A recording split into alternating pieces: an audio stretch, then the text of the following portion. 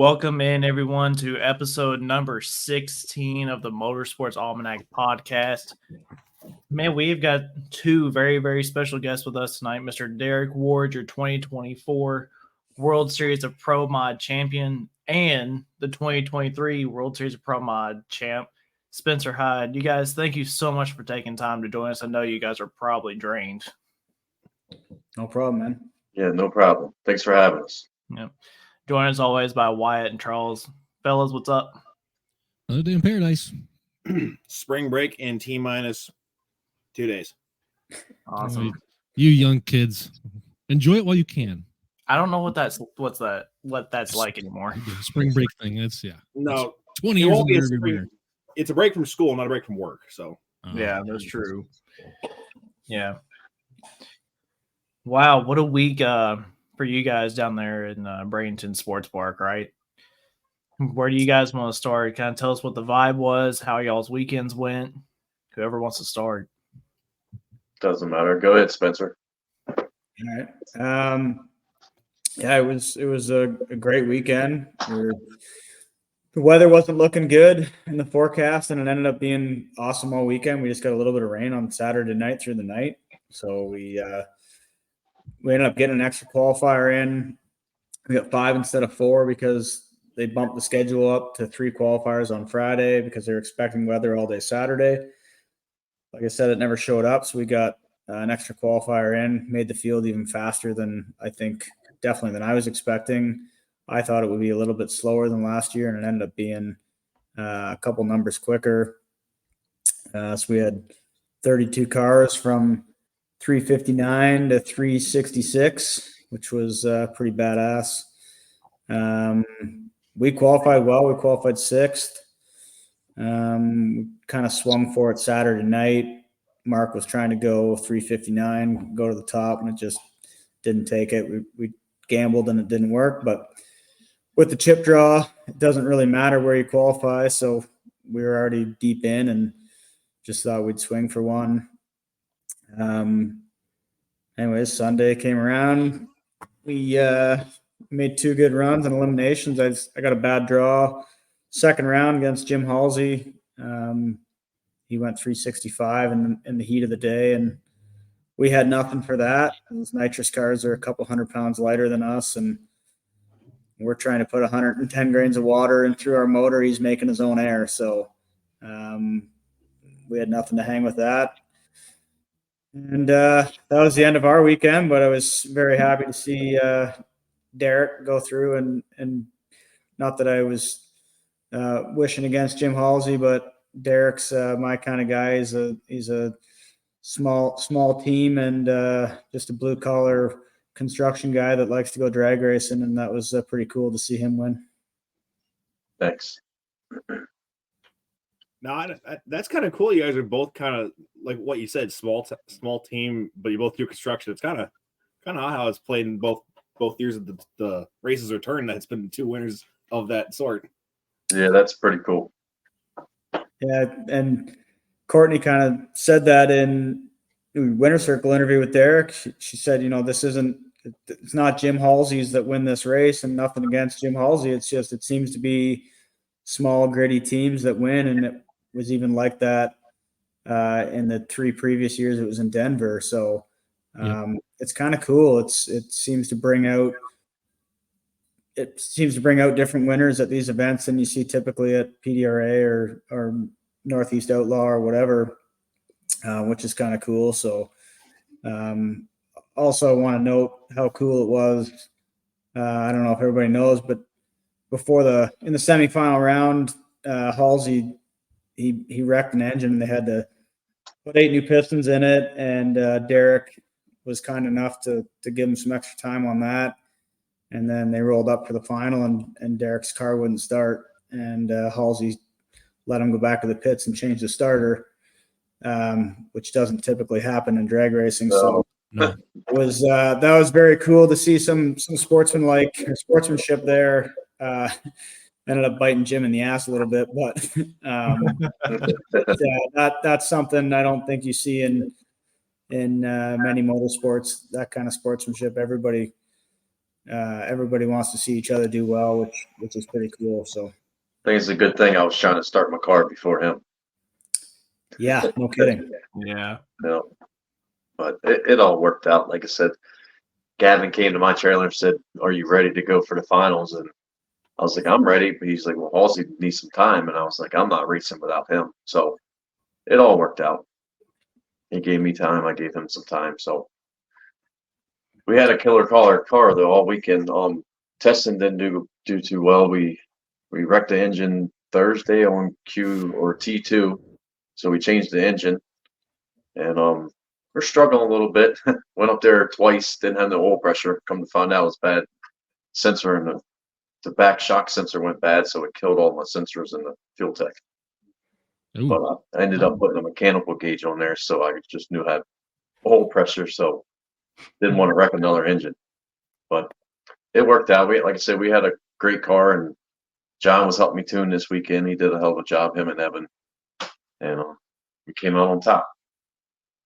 And you kind of went into this, with all the drama at the final, but I mean, you've only had the Firebird for a few months, so you're probably still learning the car. Yeah, I got the car because it was identical to my other one.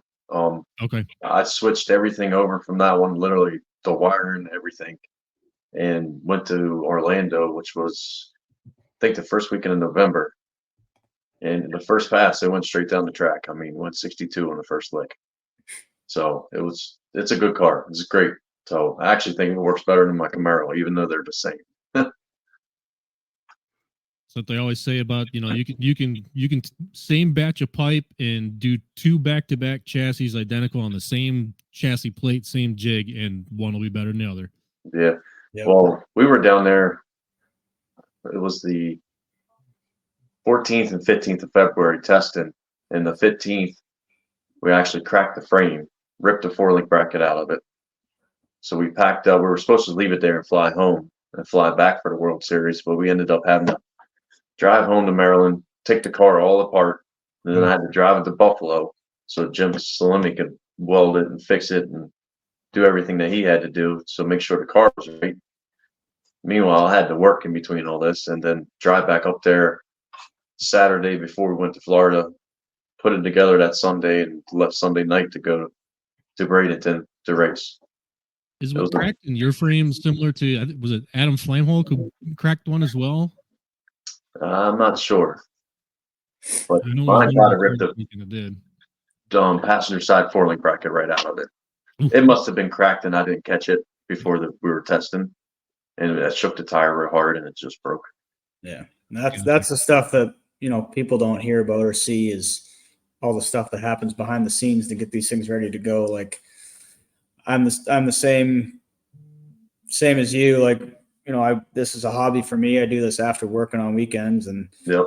we've done the same shit. You break something, you drive it all the way home, you take it apart, you take it to a chassis shop, you go pick it up, and it's so much work and time and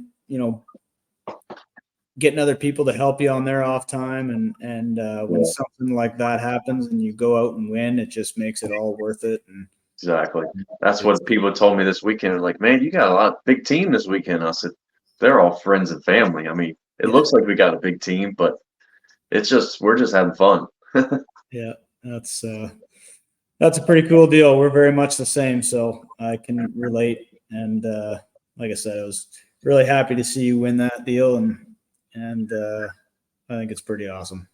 Yeah, that's cool. I was home last year and watching on the big screen, watching you win it. At least this year we got to experience it and do what you did last year and win it. So it was a good week. Yeah, it was cool. Like sitting in the winner circle on the other side this year and knowing the feeling of what I went through last year, watching it all happen for you was pretty cool. My guys said that. They're like, winning would have been awesome, obviously going back to back, but like knowing what you and your team were experiencing from our experience last year was just awesome for us to sit back and watch that. Yeah. Basically, we knew your racing life was about to change, and you don't know it yet, or you're probably starting to see it, but over the next few weeks and months, you're going to see a whole bunch of stuff change. And that whole no limit drag racing video game thing's pretty cool to help develop all that and go through that. And people are going to reach out to you and want to hear your story. And it's pretty cool. So that was fun for us to sit back and watch that, especially for, again, a guy like you, who's like us, is just that this is a hobby and we don't have full-time guys on the car or full-time crew. It's a bunch of buddies that just come and have fun because they love it as much as we do. And it's pretty awesome. Yep. I would say there's definitely something to that because Spencer has been very transparent and consistent over the last year in sharing that story that, winning World Series Pro Mod last year was just a total elevation for him and for the team and for the game that they're playing. So I can't believe for a second that it won't be true for you as well. Yeah. Spence, what's that game you're talking about? No Limit Drag Racing 2, it's called. It's a mobile game. So part of the deal, winning the race last year and this year, your car gets added to the game. So you send them a bunch of pictures of your car, and they literally recreate it as a video game, not a cartoon, but you know what I'm saying, like a virtual as a playable character, so to speak. Yeah, exactly. And then it goes for sale on the game for $9.99, and people buy it, and then we get a portion of those sales, and it just directly comes to us to help fund our race program, which is pretty cool. So, that's really cool. Yeah, like I think it's been out since July or August for my car, and I've made like $12,000 off it. Damn, that's pretty good. Yeah, like it's anywhere between $1,500 and $2,500 a month, and like I don't promote it. Like all the Street Outlaw cars are on there and stuff. Like he was telling me Lizzie Musey was getting like $60,000 some months. Jesus, that's crazy. Yeah, it's crazy. Holy smokes. He did tell me I met him in the World Circle. He was like, we don't have a Firebird on there, so it might do well. So yeah, no, it's pretty cool. Mine's just another '69 Camaro, but it's all it's all lettered up. Like all my sponsors' names are on it. All my crew guys' names are on the door. Okay, that's cool. It's pretty cool. Yeah. Man, that's something I'll have to check out. That's something we need in pulling, I think. That'd be awesome. I actually started out tractor pulling when I was a kid. Did you really? Yeah, I was tractor pulling when I was 5 years old. Before I started racing junior dragsters. So you were in the Gladden tractors then? Yep. That's even cooler for us because our page, we're called Motorsports Almanac, obviously. I mean, we gear towards drag. Tractor pulling's really our baby. That's how we all three know each other. Okay. We've all three worked together before this, but man, that's really neat to hear that ties in like that. Yeah, I used to go with my buddy Beanie, was his Robert Branson. He had a 2-wheel drive pulling truck at Sabrina Stockett. They both had 2-wheel drive. Yep. I remember Stockett's being out there. Yeah. Yeah, I used to go and help them when I was younger. How neat. That's sweet. Yeah. So, Mr. Derek, what's next for you after World Series of Pro? I mean, Spencer kind of gave you an insight of what's fixing to happen, kind of. But where's your next race? PDRA. We'll go to PDRA in it's only like 3 weeks now. In Galat. We go down there and we'll run the PDRA circuit and probably the Northeast Pro Mod again. Yeah, that's another tractor pulling group right there at the Galat Motorsports Park. Yeah, I saw that. Yep. They got to I know you both run PDRA races, but are you a points follower or you just like hit the races you can? I'm gonna try to run the circuit this year. I was always bouncing back and forth the past couple of years. But Northeast is like in my backyard, and they only have 5 races this year. So I think I can do them and the PDRA or most of them. Yeah. So what's the payout look like in difference for running that series compared to the PDRA? The payout, well, now it's not the same. PDRA just jumped back up to 10. Yeah. It was between 6 and 7 for the Northeast. Okay. Payout. And I think it's 500 if you qualify. So PDRA definitely pays more. Yeah. But I think you just pay a 1 yearly membership for the Northeast. So it's not a big entry fee to get in the race. So little differences.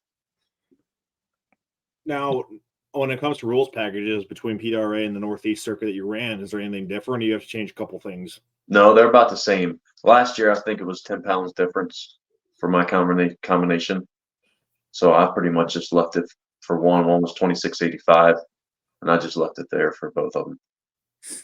Yeah, we're the same. We run a same combination as Derek without a lockup, and so we're 50 pounds lighter. But it was only 10 or 15 pounds difference from PDRA to Northeast Outlaw.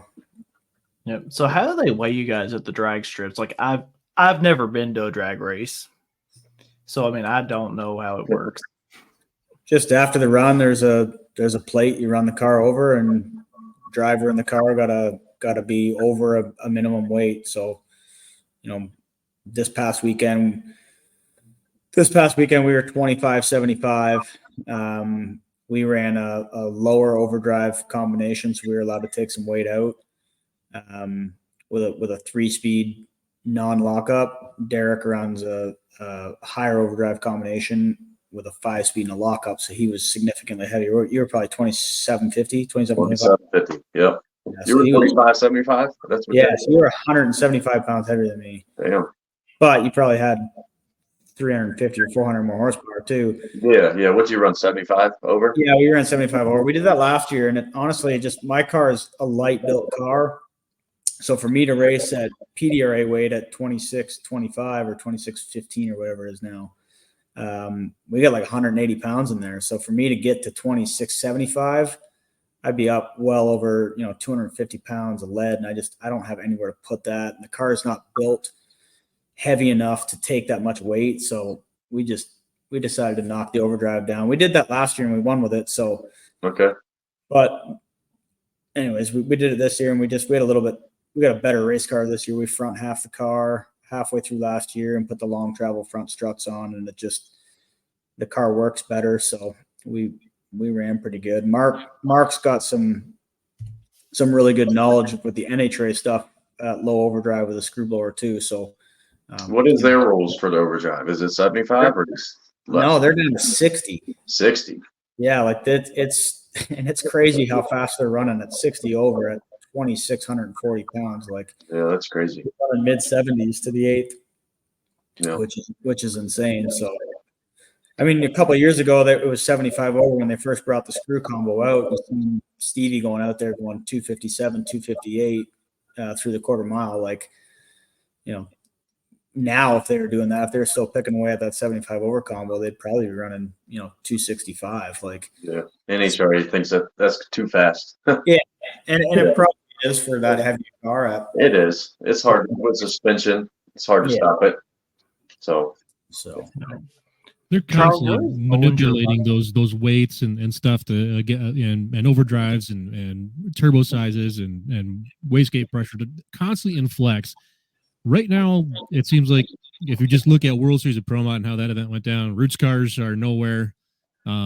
Everything else is pretty close together, and then you've got these 2 blue Camaros with snails on them that kind of stupid. But what are you guys' thoughts and feelings as far as where things are at, as far as that the parity goes? Because it sure felt like we were on the road to everybody Pro Charger for a while. Yeah, I don't know. We'll have to see how I think the PDRA rules are the best right now this year, in my opinion. I thought we were too heavy for this past race, but I guess I was wrong because we did win the race. But the nitrous cars, I know they try to make them compatible with us, and because PDRA we don't run with them, so we don't have to worry about the nitrous cars. But I think this year PDRA is going to be a good race. I think the rule package is very good, and they should all run pretty close together in the Pro Boost side. Yeah, I think the rule package was really good at World Series of Pro Mod, other than the turbo car. I mean, one broke. Todd Moyer's car broke or something. Anyways, they didn't finish qualifying, but Mark Mickey obviously qualified number 1. I think that he had opportunity to run a lot faster, and I'm not saying he held it back, but I'm saying he could have ran a lot faster. He needed a bigger knife in the sandbag. Right. So, and it's just that combination is so much more raceable in the heat. Like, he can go out and run 248, 249 to half track and go 115 out the back or 114 out the back, where we got to go out and run 243, 244 to run with that. And it's just so much harder to do on a hot racetrack. And it's the ever never ending problem in Pro Modified with 5 different combinations, real combinations or engine combinations. You got the nitrous cars got a big advantage in the heat. They make their own air. They're way lighter on a hotter racetrack, so it's easier to get moving. But if you look at the qualifying sheet, it doesn't look like a big advantage because during the night or a colder session, the screw cars and the ProCharger cars run just as good, if not better. The turbo car right now has an advantage everywhere because the way they're running those things, the air really doesn't affect them. And they make so much power that the weight, they don't need to get the thing moving in 60 feet like we do. So the weight really doesn't affect them that much. It's a tough thing to do. They know they need to fix the turbo combination. They need to probably put a spec turbocharger on them, but that's going to require a bunch of R&D, which Mark Mickey has offered to do. That, or they need to run a boost controller like NHRA, and there's other problems that come out of that, and it's more tech for the tech departments to have to download police. Yeah, it creates more work, and I mean that's, you know, in a perfect world, that's what would happen, but it's just then you're hiring more tech guys and you're spending more time at the scales, and it makes everything more complicated. And NHRA is able to do it because they have the people and the resources, but for the smaller series, it's hard to do, and that's why I think Mark Mickey is leaning towards a spec turbocharger, kind of like a centrifugal deal, like a ProCharger or a screw blower. You know, you buy it, that's what it is, you go run it. Yeah, you can put a coating on a screw blower rotors, or you can, you know, put a different bell mouth on a ProCharger or whatever, but there's not a lot you can do to them. The turbo stuff right now, they've figured out ways to step the impeller wheel, and you know, it's an 88 at the front, but really it's a 108 at the back. And I mean, you guys will see that. We've seen all the games get played. We're the biggest class of it.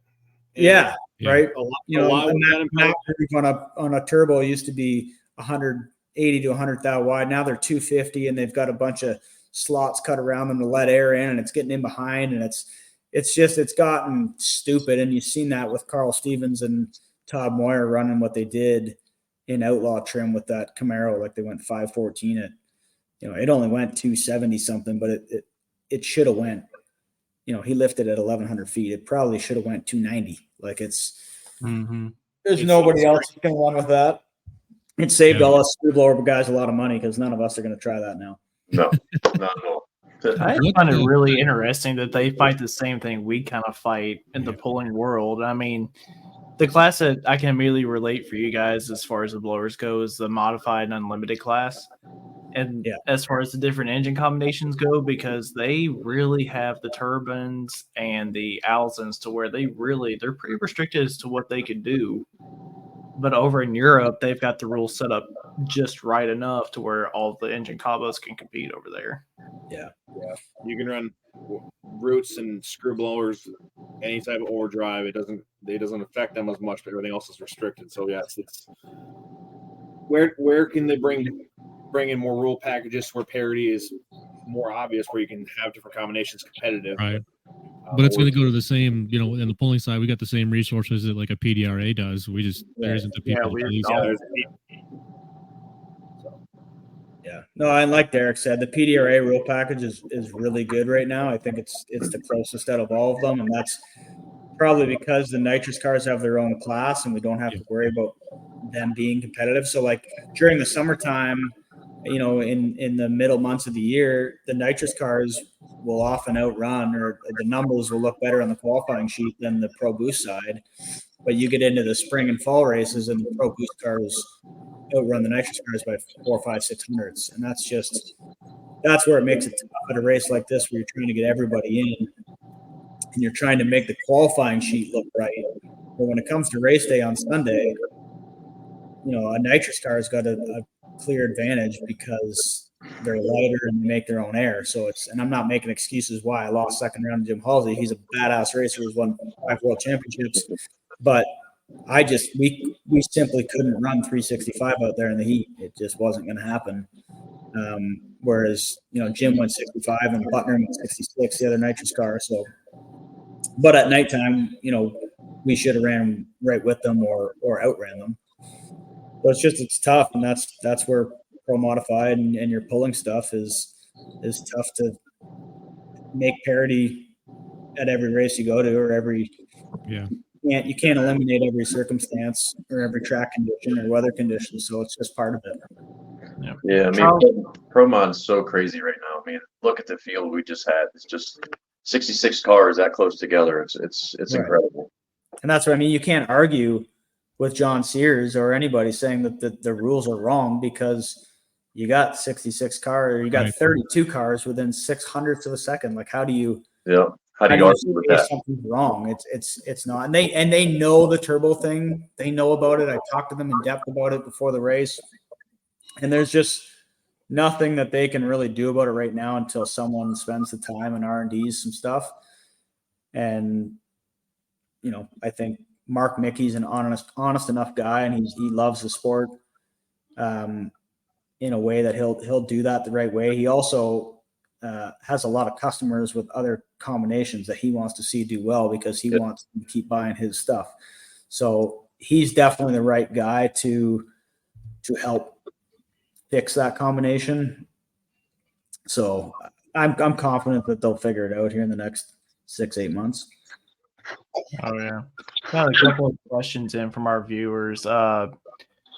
Dostal, he asked both of you, he's like, who were some of y'all's early influences in the class?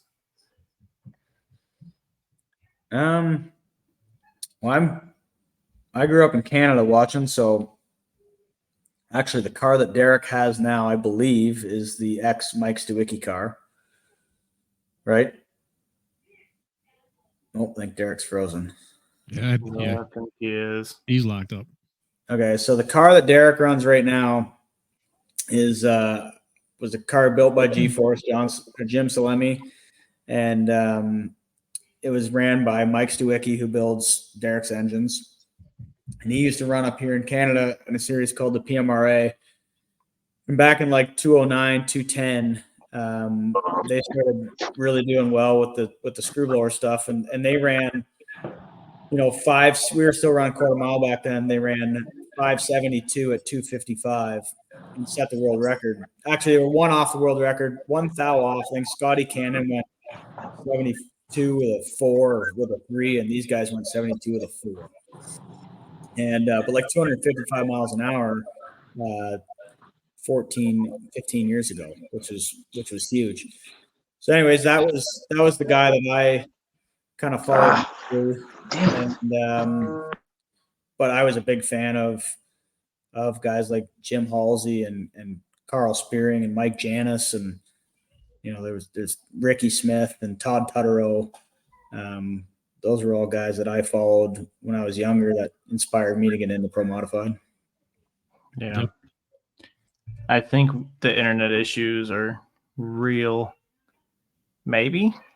He's trying. I admire the fight. We've never across my show or your guys' show, I've never seen a guest just give up. So we're not going to start tonight. Hell, and it was working so good too. It was. I know. That's the thing. Like, it was working fantastic. Yeah. Mine seems fine. No, everybody else is good. So Scotty Cannon, I just seen him in the comments. That's actually funny. Like, I didn't mention him, but he was definitely a hero of mine growing up, and now every time he sees me, he smacks me on the back or shakes my hand and says, "You're my hero," and I'm like, "Yeah, okay." That's definitely pretty cool. When Scotty's Cannon tells you you're his hero, that's when you know you did something right. Yep. Yeah, Spencer, I can't remember if I asked you this last time you were on, but have you been around pulling much, being in Canada? Yes, or yes. any? I don't remember a ton. I've been to Bowling Green a couple times. One of my crew guys, Rod, he's been into pulling forever. His dad has pulled for 50 years, and he used to go quite a bit. Just the local fair stuff here and some local pulls, but they go every year to Bowling Green. It's like a big event for them, obviously. And They Okay. don't. They just go to watch. So I've gone down a couple times with them, and so I haven't done it. I haven't been around it a ton, but I've been around it enough to understand it. And just hanging out with Hank and Lee and those guys with the Shelton crew. Yeah, man. Lumber boys. I like hanging out with those guys, and they're right into it. So Yeah. I enjoy it. Polling's pretty cool. Yeah. The Sheltons just bought 2 new or I don't know if you consider those bought or built, really, because I mean they really stripped those things down to the bare minimum and restarted. They're new. Yeah. Miss Courtney Yeah, said so Scotty Cannon is the man. Scotty is the man. Scotty's a little sweet on Courtney. There was a question above that we didn't get to before, and hopefully if Derek gets back on, he can answer this too. But when you're at a race such PDRA or the World Series of Pro Mod, doesn't matter if it's qualifying or in between rounds, what's the maintenance like? Well, it depends on what shit you break. But, That's if everything goes well, it's not bad. Like we'll come back, get it up, put the trans cooler on, knock the valve covers off, run through the valve lash. If everything's good there, then it's really just double checking everything, nut and bolting the car, and making sure nothing's falling off or rattling loose. It's when these things run the way they're supposed to be run, and you keep up on your preventive maintenance and your expendable parts, they're pretty good. But dumb shit happens. Like, we broke a rocker arm this weekend and just, stupid little stuff. We had a front seal come apart and the spring went through the engine. So, and that's stuff you just find by as simple as pulling apart the oil filter and checking it and seeing what's in it, right? So we pulled it out between rounds just to check it, and there was a bunch of fuel material in there that looked like a spring, and just at that point it's just process elimination of what parts that came from, and then you're checking there. But really, like I said, if these things go away, there's not a lot of maintenance. Not a lot of between round maintenance. There's a lot of preventive maintenance. Like we put rod bearings in pretty often. We change rods every 20 runs, or depending on how the thing's running. If it's shaking its brains out a lot, we'll change them sooner. But not a ton of stuff. Put piston rings in it, valve springs every 30-40 runs, stuff like that. It's not crazy. It's just when shit goes wrong, and the odd time you'll miss a tune-up bit and burn a piston. But again, that's just slide the head off and knock that hole out and put a new rod and piston in it. It's not, if you got the right crew, it's all stuff that can be done pretty easy if you got the parts in the trailer. But then you get runs where you'll break a rod or break the crank or drop a valve, and then you're into a lot of work. Yeah. There's so much similarity between your guys' power plants, really, and what the pullers are using. It's the same stuff. You guys are stomping on them for whatever in a good run, 3.6 seconds. If we took you over the dirt side and made you go down there for 12, how long before the instinct to let off is starting to kick in? Like, oh my God, I'm going to kick the rods out of this thing. Yeah, no, we're definitely set up to run different times. I'm not holding my thing open for 12 seconds. Yeah, we wouldn't make it 12 seconds. I was thinking, Derek, you would not be around it. Yeah, like when we're really leaning on that thing, like you don't want to be driving too far past the 8th mile. Like it's we do stuff to save that. Like we'll turn all the fuel timers off at 3.7 or 8 seconds, so it puts a bunch of fuel in the motor, and if you do drive it a little far, it's not going to hurt it. But yeah, like we're especially at a big race like that, you're tuning that thing to pretty much blow up at the finish line, just before it's going to. So the 661 tune. Yeah, you don't want to be we're not holding that thing wide open for any longer than we have to, that's for sure. Yeah, the final round, I drove mine a little far, but that's all right. I got to fix it anyways. You were excited, and you got 100. Yeah. I was like, shit, I got to pull the parachutes. Oh, man.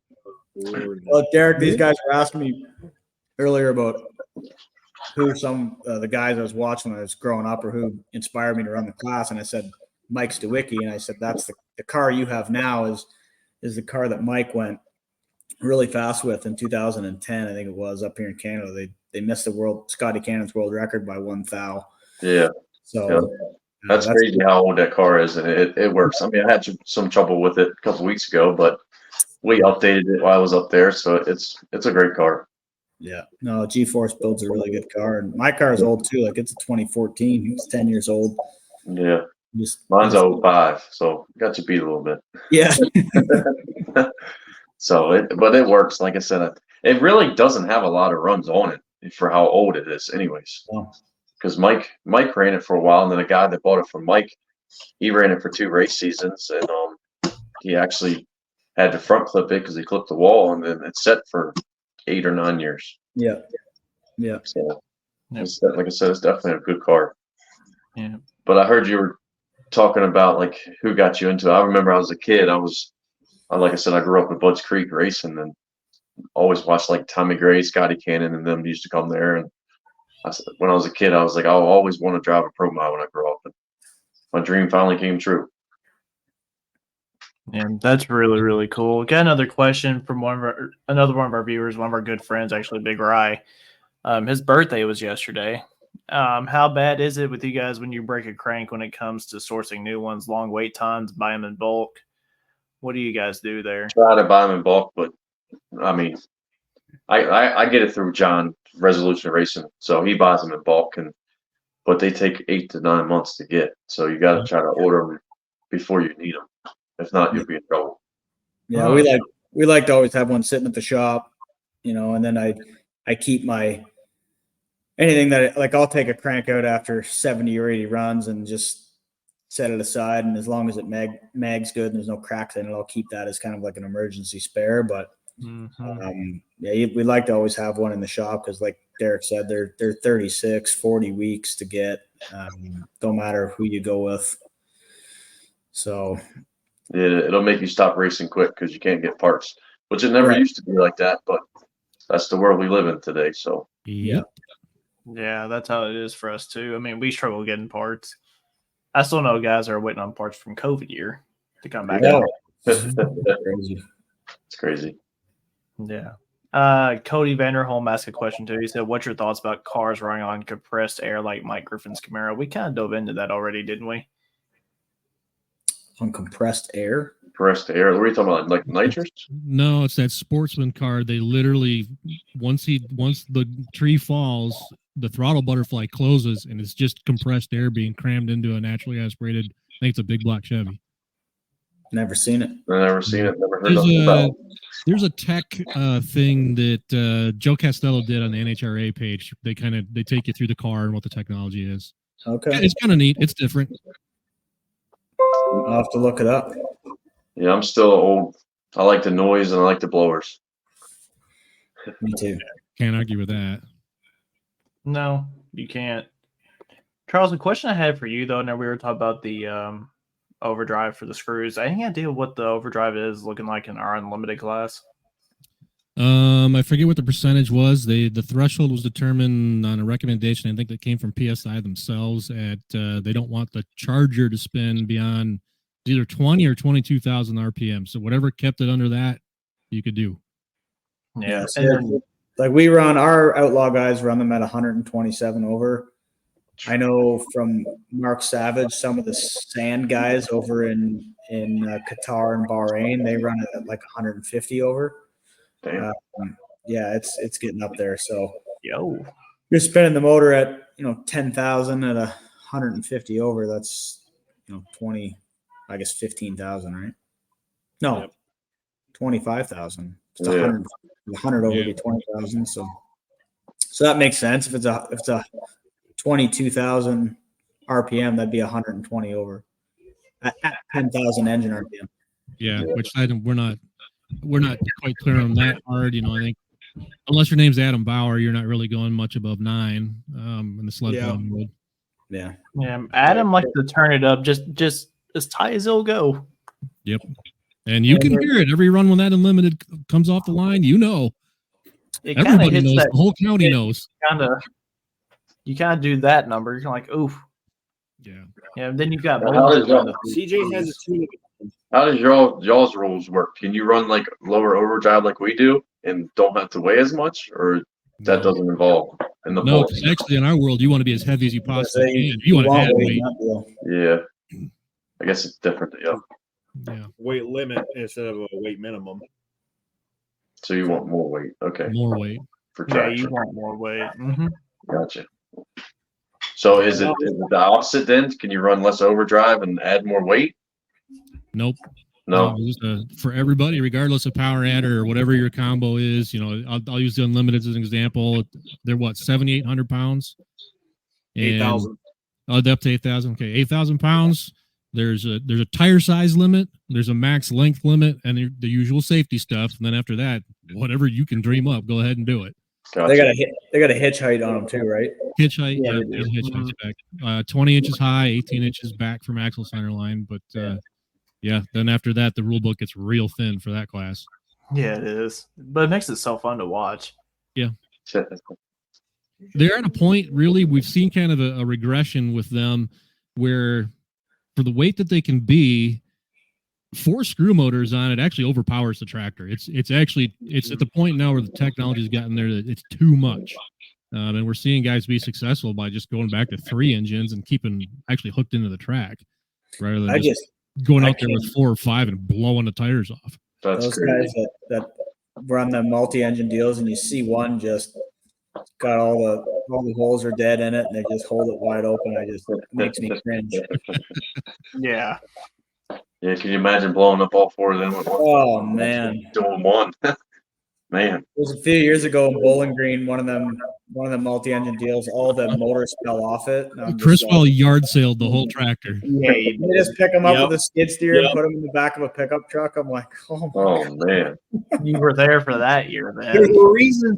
There's a reason why we don't do rounds. We just do one night, second night. Yeah, like, and hope we can hold together for the second.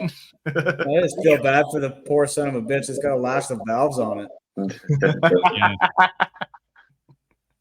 Hell, my neighbor over here has got 13 of them standing on the floor alone, so Yeah. not my problem. Yeah, Crazy. Yeah, you guys are another level of crazy than we are. Yeah, they are. We try I to. don't know. Like in the years of my being around drag racing, like I'm not afraid to get in anything in the pulling world, even in many. I don't care. But for what you guys do, I worry about my ability to react quick enough. I'm not sure I could do what you do. I couldn't.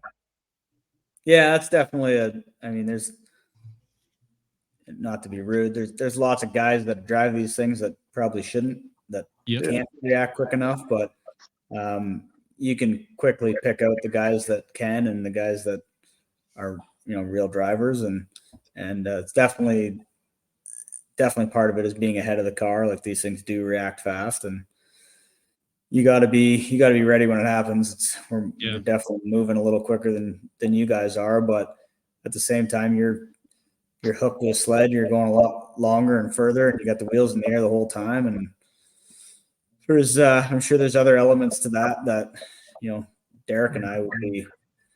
Yeah, when the wheels are up, just like you guys, don't get the sawing on the steering wheel. That's going to go badly. Yeah. Driving with brakes. Yeah. Yep. Just like your off the farm tractor, you have your 2 brakes sitting over here. You have your clutch pedal, and then your hand throttle, obviously. Yeah. Yeah. The diesels have things though. It's pretty wild too. I like the diesel stuff. That's my favorite to watch.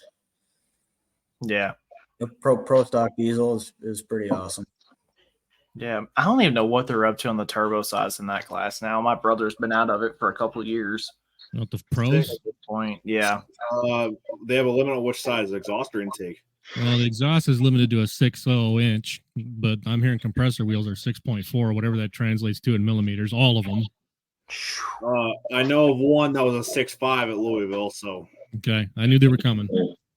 So 6.5 is inches to 25.4, 165 millimeter. Yep. I'm Canadian, so I can do that. Yeah. And then we got super stocks where they'll have, basically 2 of the 6.0s on top as the atmospheric, feeding like a 5.75 underneath it. So it's the numbers start getting stupid real fast. Yeah, that's Yeah, crazy.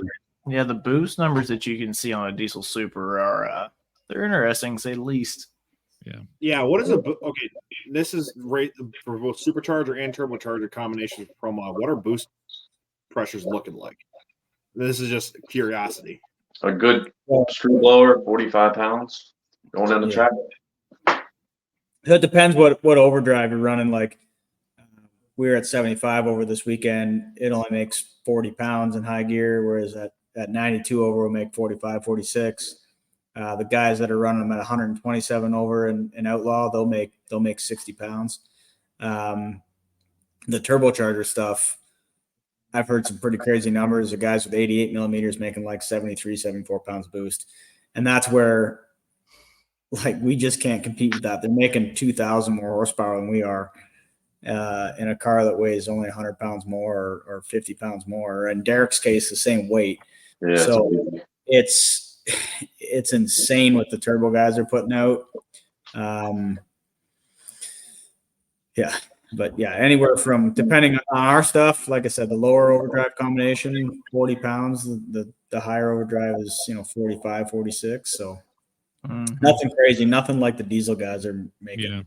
Well, and you guys reached, on methanol, you reached, there's a detonation threshold where above it, it doesn't matter anyway. You're right. Yeah, you're not going to make more boost. It's not going to work. Right. Yeah. Cody had a good question. He said, what do you guys think about the diesels coming into the drag racing world more and more?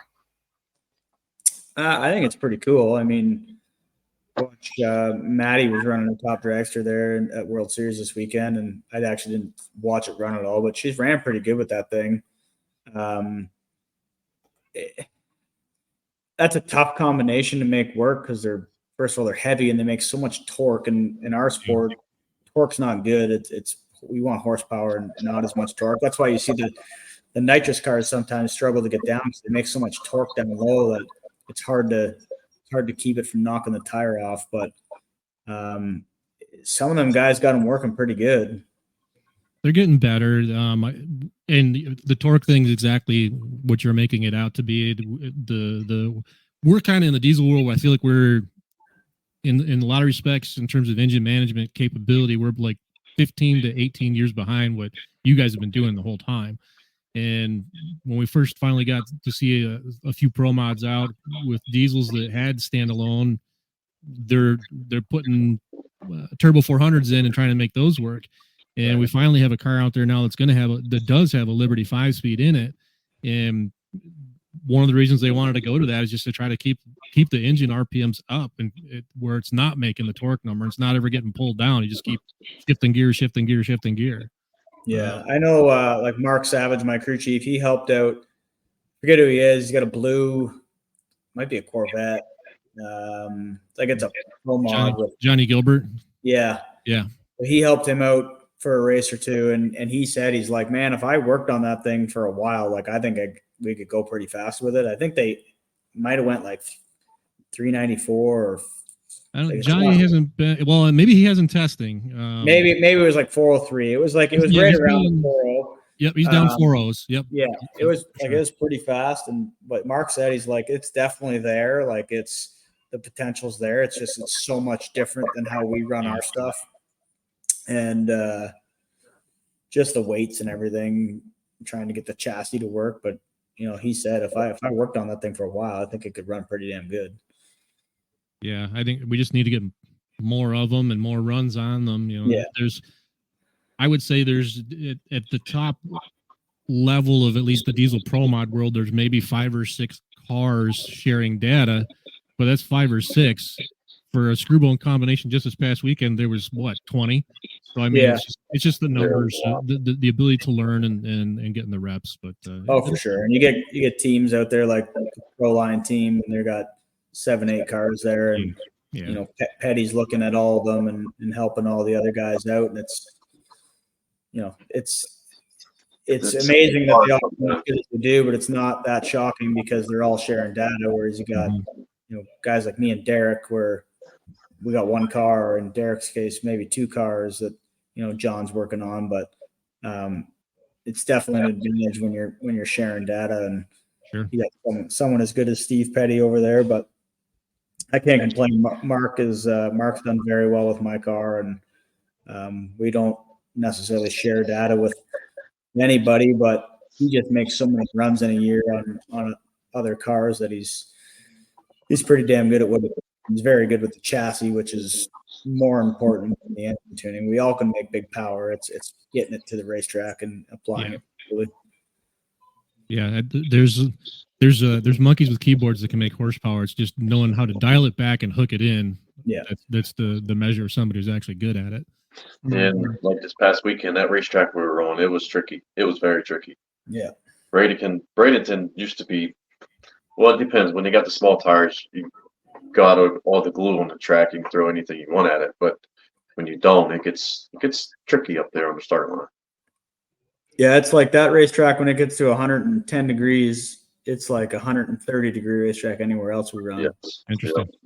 So it's that's why you watch first and second round. There was only a handful of cars that made good passes because it's so much different from day to night there that you have to change a lot. And it's when you're making good runs at night, it's hard to tell yourself to change the car that much to get it to go down during the day, or tell yourself when 366 is the bump to tell yourself that a 370 is going to go out and win first round. Yeah, tough.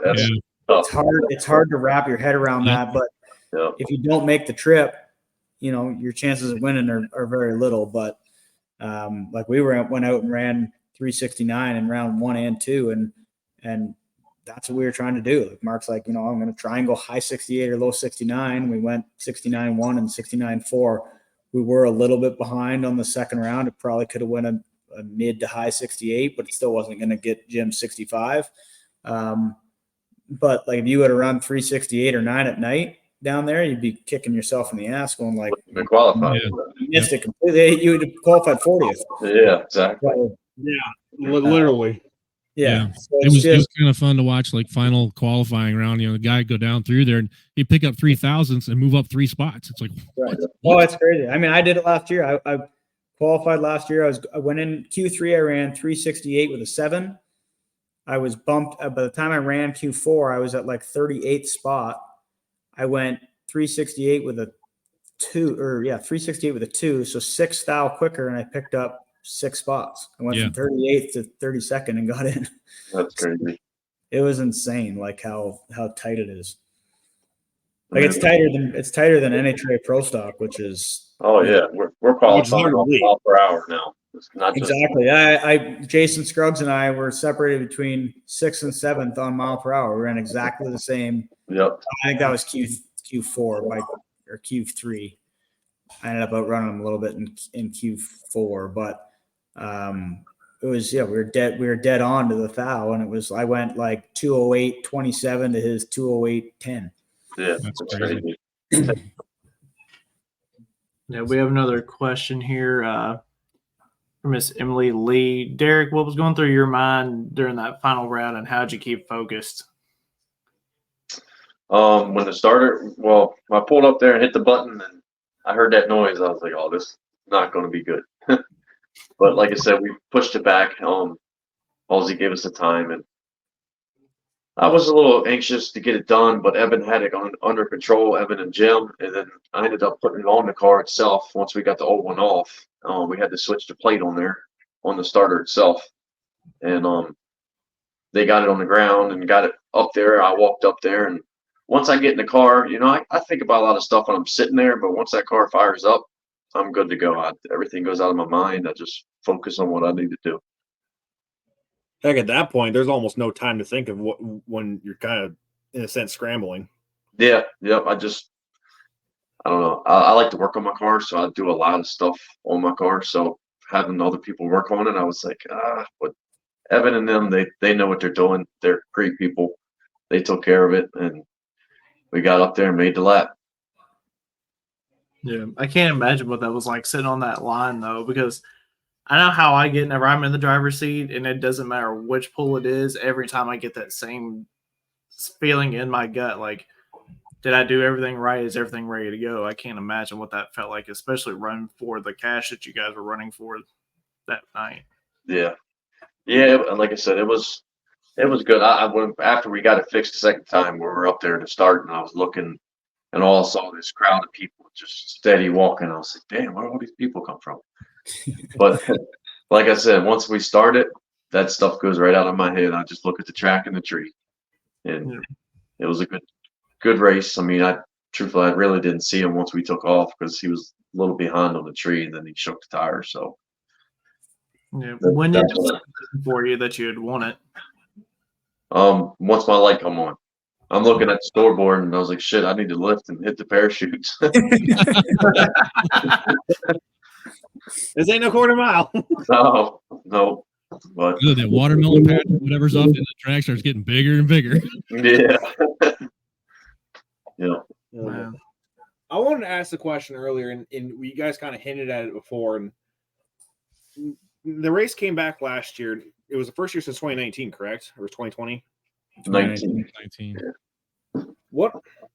And Spencer, you were there last year. What was the feel of the race itself, vibe, etc.? The change from 23 to this year. Was there any different feeling, or was it just a certain vibe, or just? I don't know if it was a whole lot different from this year to last year. I think it was a big change from the 3 previous ones in Bandamere to, this year and last year in Bradenton, just simply on car count and the exclusivity of getting in. Wes is the first one to tell you he was begging people to come to Bandamere to run that deal, and it wasn't because Bandamere is a bad racetrack. But it was in the middle of the summer. It was at elevation. Only a handful of guys got tune-ups to run up there. And plus, Also, Colorado's really not the home of Pro Mod, I don't think. right, it's kind of off the beaten path. It's hard to get people to go to a drag strip in August. A lot harder than it is in March, especially all the guys from the Northeast. They're looking for an excuse to get out of the snow. So I think just moving location from Colorado to Florida, there already being 2 very successful races at Bradenton with US Street and Snowbirds. It being on the East Coast with the whole, that whole Eastern Seaboard is a hotbed for pro modifieds. Partnering with Victor, who is willing to, spend some money on the track and bring it up to where it's at. And I think just DI pumping out the social media and how exclusive it is to get in. And it got to the point where he has guys calling him nonstop to get into that race. And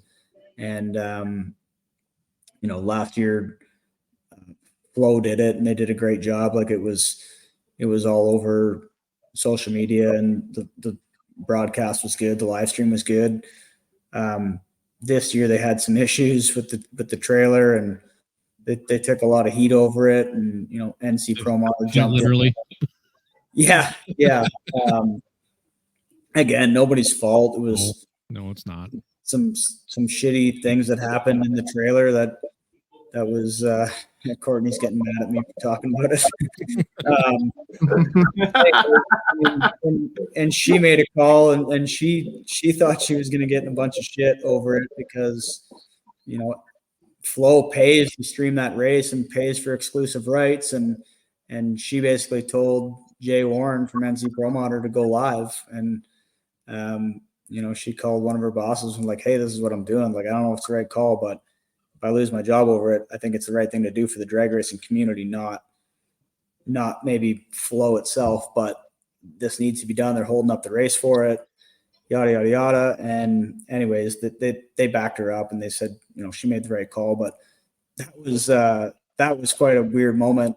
Everybody in the staging lanes, the drivers were in the staging lanes for 45 minutes, 50 minutes, just sitting there with, nothing was happening.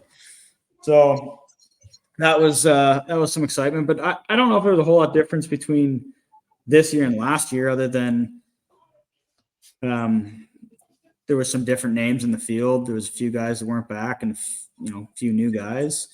They included some of the street outlaw guys and the no prep guys, which I think probably brought a little bit more audience. But I think everybody it went over so well last year that everybody was pretty excited for this year. So Yeah. I think it'll go over well again next year. Shout out to Outlaw 10.5 guys that can leave the line wheels up and break the stripe at the other end with the back tire. That was crazy, man. There's a couple runs there. I forget what that Burgundy Nova is. Yeah, he did it twice. Twice, and then I just seen a video today. Kaylee Mills did the same thing. Like the freaking front end never touched the ground. Like that's that ain't just some girl in a race car. Like that chick can drive. Yeah. Hey, man, that front end up there, that's how we feel. What's that? So that front end up there just carrying, that's how we feel. Yeah, I tried doing it at 200 mile an hour, not 28.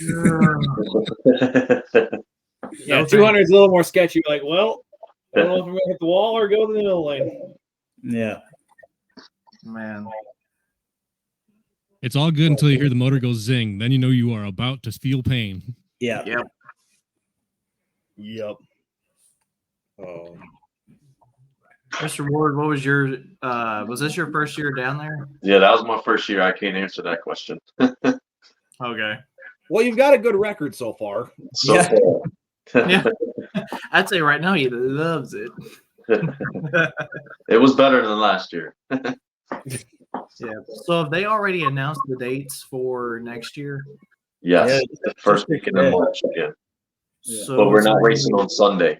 We'll race on Saturday. Oh, really?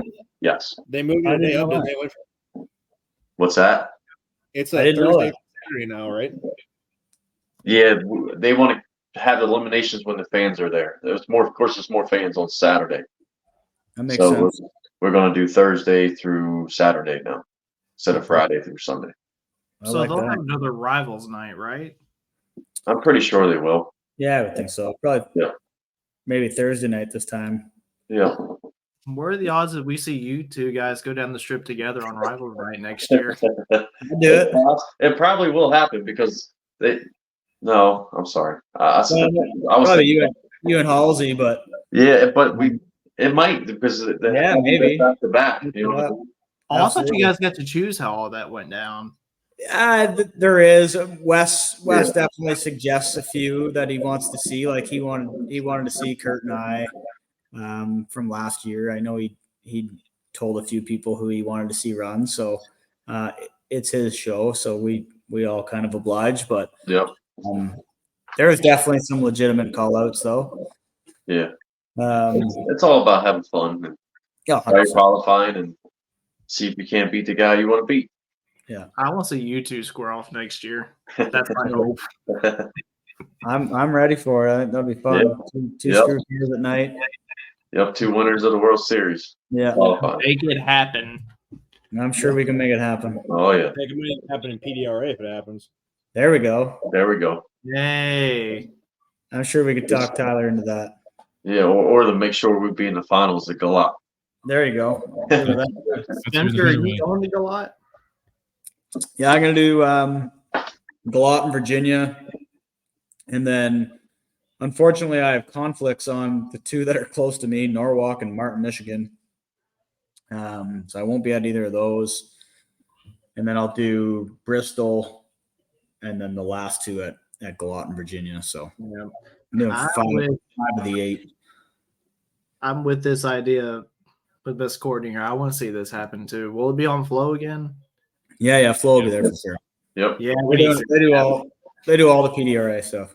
Yeah, that needs to happen. I'm quite sure we can make that happen. That'd be awesome. Well, you guys, thank y'all so much for joining us. I mean, I'm sure you guys are both absolutely exhausted. And Mr. There, Derek, Tyler Crossnose, I'm in. yeah, I'm sure your phone's been blowing up ever since you came out of the car. Yep. He's in. Tyler said he's in. Yep. So what night would that be on? There's Probably the balls. Friday night or Friday, one of them. So is that confirmed then? I mean, I'm in. Yeah, it doesn't matter to me. Whenever. Tyler's in, and Courtney's the real boss. So Yeah, she has last say on all of it. One of them's got to say it's official before we declare it. Before yeah, we we'll go. do it. That's fine. Yeah, we do it Friday night qualifying or whenever. Probably even put a little friendly wager on it. I can hear the announcement coming up now already. Pro Boost lanes 3 and 4, except for Derek and Spencer. Yeah. Oh boy, here we go.